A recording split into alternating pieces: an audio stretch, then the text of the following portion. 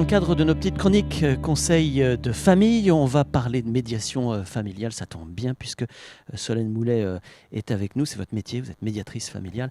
Et on va parler de situations un peu compliquées, des situations des parents divorcés aujourd'hui dans cette période de confinement. Alors, comment on peut se réorganiser? Et est-ce qu'on peut encore se réorganiser, Solène?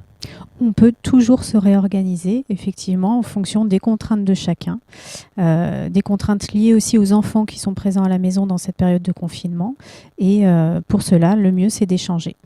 Alors, comment on peut échanger quand le dialogue n'est pas forcément évident ? Alors, si vraiment le dialogue est rompu, il y a des professionnels qui peuvent vous aider. Les médiateurs familiaux, la plupart des services restent ouverts, au moins par téléphone, et éventuellement peuvent organiser des séances de médiation familiale en visioconférence. D'accord, mais aujourd'hui, dans cette période de confinement, les échanges d'enfants peuvent encore se faire comme ils se faisaient auparavant ou au contraire, ça ne fait pas forcément partie des autorisations qu'on peut avoir? Alors, l'attestation de déplacement prévoit effectivement des déplacements pour les contraintes de garde des enfants, si tant est évidemment qu'ils soient à proximité du domicile.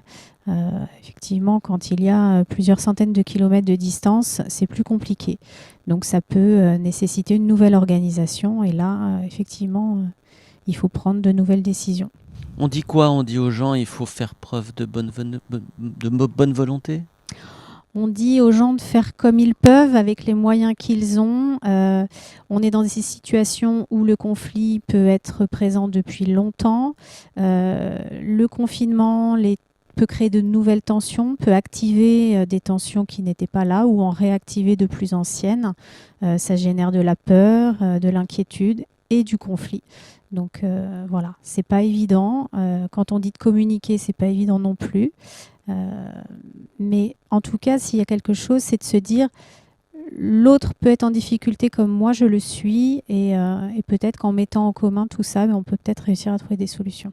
Solène, on arrive dans des périodes de vacances, là encore, ça peut poser problème. Moi j'avais les enfants pour les vacances, toi tu es assez loin, comment fait-on? On revient sur le dialogue. Alors, pour les périodes de vacances, ça peut effectivement modifier des choses. Les vacances vont peut-être être bousculées, et bien il va falloir trouver des solutions peut-être pour après. Les vacances qui n'auront pas pu avoir lieu chez l'un des parents, éventuellement là pour les vacances de Pâques, pourront peut-être être reportées ou annulées. Ça va dépendre des parents, des solutions qui vont pouvoir être trouvées. Et là encore, ça nécessite de se mettre d'accord. Où est-ce qu'on trouve des médiateurs familiaux comme vous? Alors, vous êtes à l'UDAF, Union départementale des associations familiales. Il y a des numéros de téléphone, des trucs pratiques? Oui, il existe 3 services en Vendée qui sont répartis sur le territoire. Et donc, des numéros de téléphone, effectivement, pour contacter chaque service sont consultables sur Internet, par exemple. Voilà, et c'est le cas dans tous les départements. Chaque département a un ou plusieurs services, effectivement, de médiation familiale. Merci Solène Moulet, médiatrice familiale, puis à demain pour de nouveaux conseils.